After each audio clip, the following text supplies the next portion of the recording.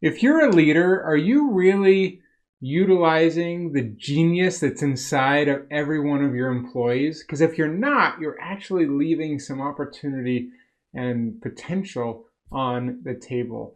In this video, we're going to be talking about genius zones, how we can find them and utilize them for ourselves and our teams. Let's jump into it.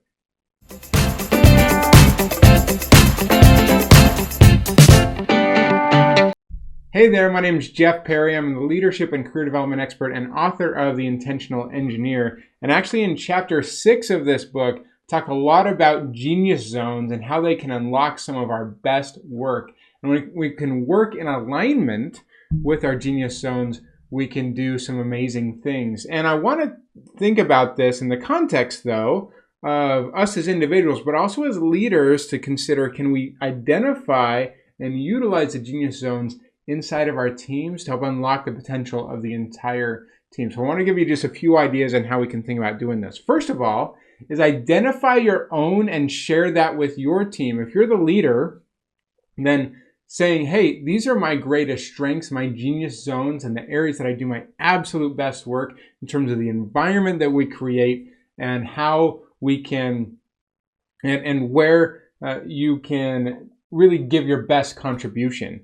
And so if you can identify that and share that with your team, they can recognize ways that maybe they can take off some of that other things on your plate that aren't in your genius zone, because that might be in theirs. And so that's number 2 then, is to identify the genius zones of the entire team, to try and find the ways that you can collaborate and cultivate an environment to help them work in their genius zones better in terms of the tasks and the projects and the ways that they want to work and that they do work, and also the combinations of focus and purpose to really let them do their best work, to get them in that state of flow and in the zone so that they can really do some amazing things when they get there.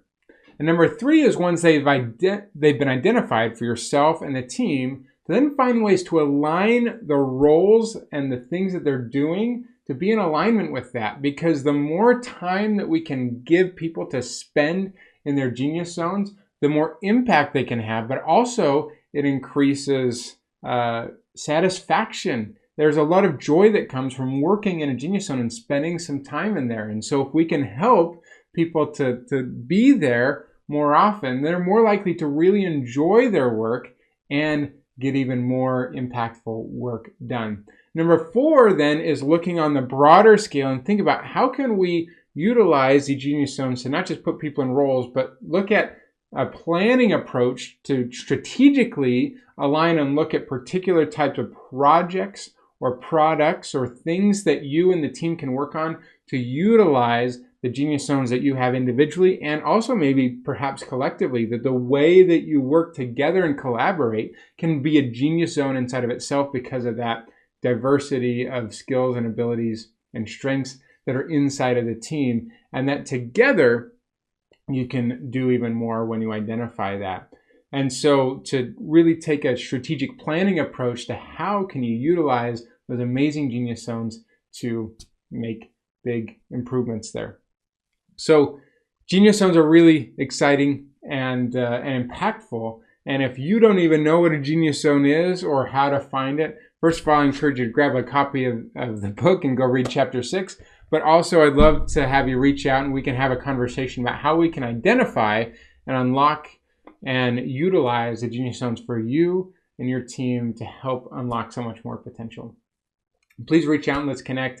You can find me at jeff-perry.com or on LinkedIn, or we can have a conversation here. But thanks so much for being here. I'd love to connect and work with you, and hope to see you on the next video. Thanks so much.